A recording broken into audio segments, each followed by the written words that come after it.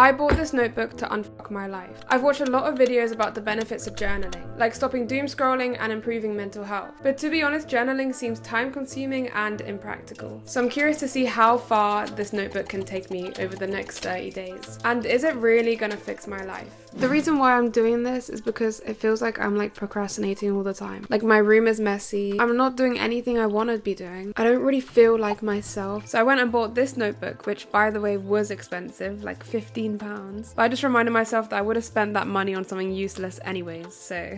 I used to love playing piano as a kid. I was basically obsessed with it.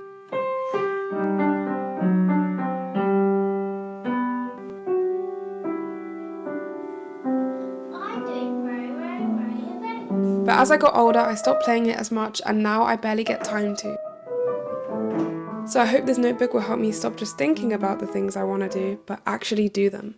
So if you're 18 years old right now, this is an optimistic estimate of the months that you have left. About a third of that time is going to be spent sleeping. 126 of those months will go to school and your career. About 18 will be spent driving, 36 cooking and eating, 36 doing chores and errands, about 27 in the bathroom and taking care of personal hygiene. So that leaves you with 334 months. But today, the average 18-year-old in the United States is on pace to spend 93% of their remaining free time looking at a screen. I mean, it's kind of ironic how I found this video while I was doom scrolling, but it really shocked me, to be honest. I ended up watching the full TED Talk after, and he was talking about how you spend this time is going to determine the quality of your life. I mean, I know there's the question on whether a notebook can really replace a phone. Like, it can't make calls or anything. I think it's more about focusing your attention on something meaningful instead of just scrolling your life away. I don't want to spend 312 months of my life on my phone. So on day 3, when I went on holiday with my family, I told myself that instead of going on my phone, I'd work on this video in this notebook. But immediately I realized my first problem. It's just embarrassing to pull a notebook out in public. Like, the thought of bringing out a notebook, opening it, and then writing in front of people, just like, it really cringed me out, and I didn't really know why. I couldn't be bothered to figure out either until I remembered a video I watched a while ago. There was an experiment where people were put in a room full of actors, and they would play a bell sound, and whenever that sound went off, all of the actors stood up in the room. Obviously, the real participants had no idea what was going on, but eventually they started standing up too, just because everyone else was doing it.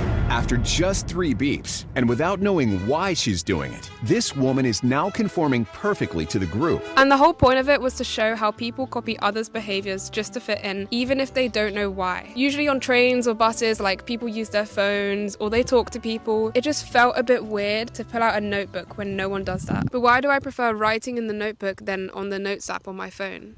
For comparison, take a look at the 10-year difference in a 2008 and 2018 Chevrolet.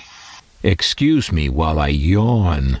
Oh God, wait a sec. You know those old, beautiful market halls people used to shop in? Well, now it's all big metal boxes. What is going on here? Why do all new buildings look so bland and depressing compared to the old ones? People say we've become soulless robots over time because we're focusing way more on function rather than like the design of it. I feel like that's why I find writing in a notebook way more satisfying. Like on an app, if you make a mistake, autocorrect fixes it. But obviously you can't do that on a notebook, and I just feel like in some way it makes it feel more alive. I'm not saying modern things are bad, like they're very practical. It's seriously one of the best tech gadgets I've ever owned, period. But I just think I prefer writing in the notebook rather than on my phone. And now that I'm barely on my phone and I'm actually focusing on something, I've seen some changes. When I was constantly on my phone, the world just seems so depressing. There's actually a reason for that. It's called negativity bias. Basically, negative content gets way more attention because it triggers stronger reactions. So my feed was just full of like extreme opinions, Calm down and let me finish. and bad news, and it just, honestly, it's just not nice to see again and again. Can I ask a question? Now, say if the roles were reversed. But after I stepped away from my phone, like, it honestly, life just felt simpler. And I know it seems obvious, but I realized that a lot of people don't even have those opinions in real life. And it's just been nice to focus my attention on something actually meaningful and like spending time with my family and like being in the moment and all of this stuff. But if I'm being totally honest, I don't know if it's holiday blues or something, but as soon as I came home, I felt like I've taken a step backwards. Like, I came home to a messy room. I'm still not doing anything I actually want to be doing. I did try to play a bit of piano when I came back,